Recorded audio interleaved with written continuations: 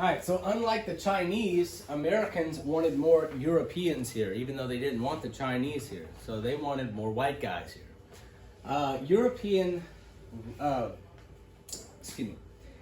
Europeans were attracted to America because of the Homestead Act. That's the major draw. You know, Europe had been lived in for thousands of years. All the best land was owned by the richest people in Europe. To get any land for a poor person was just a dream, okay? So now the Europeans started hearing, hey, you know what? America's offering 160 free acres of land. All you gotta do is build a house and stay there for 5 years. So the railroads needed customers out west. They needed people to use the railroads. So what they did is they sent agents to Europe and they offered to pay or loan them a trip to America, okay? So in other words, if you come over here, if you take the money, you're gonna get a free ticket to America, but you have to work for us for a year or something like that, okay? It's called indentured servitude. But they also told them that you can have free jobs and It says low power mode. okay, that's okay. Thank you. It also said that you have to get jobs that way. Let's see. So immigrants came to escape overpopulation in Europe and to get jobs, okay? They also came for the Homestead Act, like I said. Minnesota and Wisconsin attracted many Scandinavians because of abundant lumber. Y'all, Scandinavia, that's where the Vikings come from. We're talking about Norway and Finland and Sweden, okay?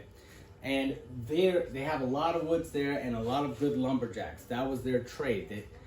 For many, many years, you're either a fisherman in Scandinavia or you're a lumberjack, okay? So once they realized how much lumber is actually located in the Midwest, the Scandinavians came here for the wood and for the Homestead Act. So let's say you're a Viking coming from them, okay, Scandinavian, whatever you want to call it. You go in the middle of the woods, out there in Pennsylvania or something like that, and you build a cabin and you register your Homestead Act with the government. Well, after 5 years, 160 acres worth of trees are yours, and you get to cut them down and get all the wood from it. So the quality that homesteaders needed the most was self-reliance, okay? So you had to be able to rely on yourself because nobody was coming to save you. There was no government to come save you if you lived out west, okay? No police force, nothing like that. If you broke your leg and your nearest neighbor is 10 miles away and you don't have a horse, you got two choices. You can either lay there and die, or you could drag yourself 10 miles to the neighbor's house to fix your leg. Or fix it yourself if you could. Anyway, so a lack of timber on the Great Plains forced the creation of soddies, okay? So a lot of these homesteaders go out to farm the Great Plains, but they need to build a house, okay? Well, look around and there's very little trees around. So in the spirit of self-reliance, you gotta do what you gotta do. So what they would do is they would take a shovel and they would chop around a square of grass. And they would get the roots too. They go about 4 inches down, and then you would peel up this whole thing and you would stack it like bricks. And you would build a house out of dirt and grass.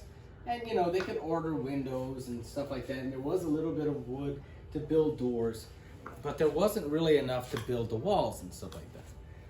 So this is a picture of a soddy. This family has chosen to build it on the side of a hill, which means they only have to build 3 sides of the soddy. They don't have to build the 4th wall in the back. But you can see the problem they probably ran into here, okay? Cows going up grazing and steps on the roof and all this. You know, if you're taking a nap in the house and a cow comes through the roof and falls on you, it might ruin your nap a little bit, okay? But there were documented instances of people dying because of this house design. Anyway, so inventions that help homesteaders, because you got to be self-reliant. You got to do this on your own. You cannot rely on your neighbor that's 10 miles away. So some new inventions that came out were the steel plow from John Deere, okay? Before that, they used iron plows. They got really rusty very quickly. They didn't hold an edge very well. Steel plow kept sharper much longer. We have the harvester, okay?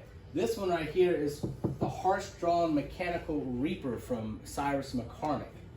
Okay, an Irishman there. So you would pull this behind the horse, well, the horse would pull it behind, and these things right here would come in and chop the wheat, and it would stack up here, and then you would bale.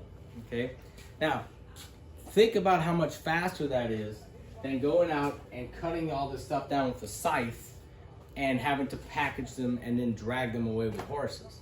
That's a lot quicker. Okay. And the other thing that really helped them out is barbed wire. Again, okay, Joseph Glidden's invention of barbed wire allowed them to not have to chase their animals around the Great Plains all day. They could put all their cows in their 160 acres from their Homestead Act, and they didn't have to go chasing that all. All right. Homesteaders face major problems. The greatest problem being isolation. Okay. Because of this massive demand on you for self-reliance, 80% of the people that tried the Homestead Act failed.